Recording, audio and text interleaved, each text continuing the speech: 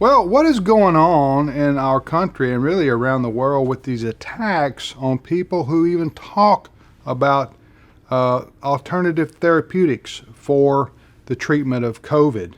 And why are people so viciously attacking even doctors who mention such things? We're going to talk about that right now. What's at play here? What's going on? Walker Wildman with Ed Vitagliano and Tim Wildman. Walker, COVID-19 is real.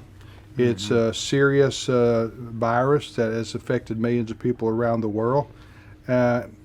What's going on with the vaccines and the therapeutics and the attacks on people who even question getting a forced jab, as they say? You've basically got this battle between the so-called experts at the CDC, the FDA, at the White House, battling with other well-respected doctors and scientists. Yeah, not just podcasters and talk show hosts and columnists. We're talking about well-known doctors like Dr. Peter McCullough, Dr. Vladimir Zelenko, dozens of other well-known, well-respected doctors who have been in this industry for 20, 30, 40 years. They're saying that there are plausible alternative treatments, and they do the clinical trials and the studies, so on and so forth. But that seems to get shot down and censored not only by the CDC and FDA, but also by Facebook, Twitter, Google. All these major platforms are not only blocking any stories about alternative treatment methods, but they're taking all kinds of other strategies to mock people who talk and bring up alternative treatment methods. There's this drug called ivermectin. It's a drug, right? Yes. Which won a Nobel Prize 5 years ago and was lauded by the world, by the Dr. Anthony Fauci's of the world, as this great scientific discovery. And now people are talking about, well, maybe it helps with COVID. I know many people who say they've been helped by taking this for COVID. And yet when you talk, that's just one example, Ed, when you talk about this, the left comes after you like you believe in flat Earth.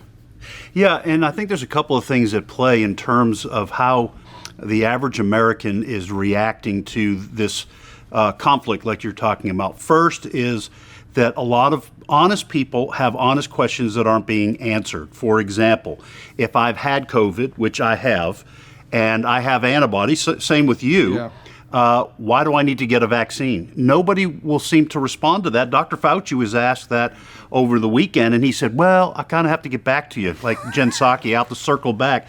That should be a no-brainer for someone of his stature.